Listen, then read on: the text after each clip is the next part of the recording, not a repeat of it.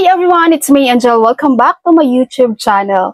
Magandang balita to guys, pero hindi sa lahat, no? But still, maging happy pa rin tayo para sa kasiyahan ng iba. Okay, President BBM together with DSWD Secretary Rex Gatchalian lead the distribution of financial assistance to farmers, fisherfolk, and families in crisis situation. Alam niyo ba saan to ginanap? Ginanap lang naman to guys sa Zamboanga City noong May 9, 2024. Kaya congrats po sa mga beneficiaries ng Zamboanga City. Alam nyo bang some of 10,000 beneficiaries ay nakatanggap po ng TIG 10,000 each, no? 10,000 each pesos cash assistance. Through the assistance to individuals in crisis situations o yung tinatawag pong AICS program.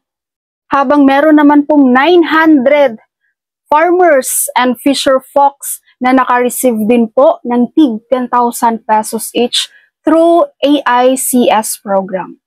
Grabe, ang laki nito, no? Sobrang laking tulong nito sa inyo guys kung gagamitin nyo sa tama yung pera. At hindi lang yan guys, para sa pag-support ng Love for All Caravan, ang DSWD ay namigay din po ng food packs para sa nasa 2,000 family, no, ang nabigyan nitong food packs from DSWD.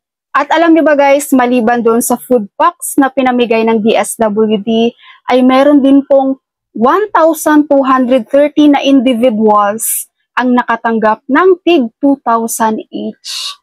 Sa distributions na to guys, nanawagan na rin si President BBM.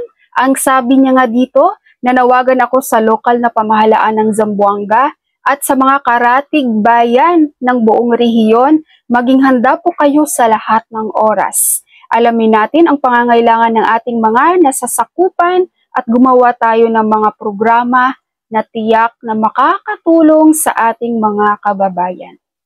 So pakinggan nyo to guys, ang sinasabi ni President BBM mismo.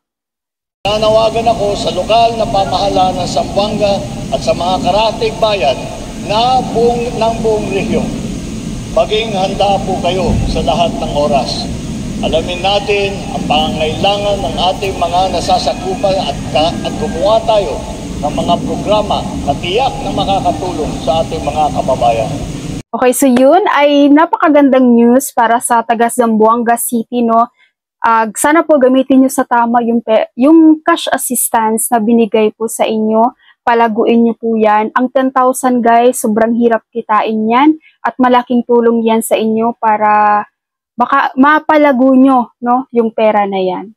So sana maraming lugar pa sa Pilipinas ang madalaw at mabigyan ng AICS program. That's all for my videos for today. Thank you so much for watching everyone. God bless.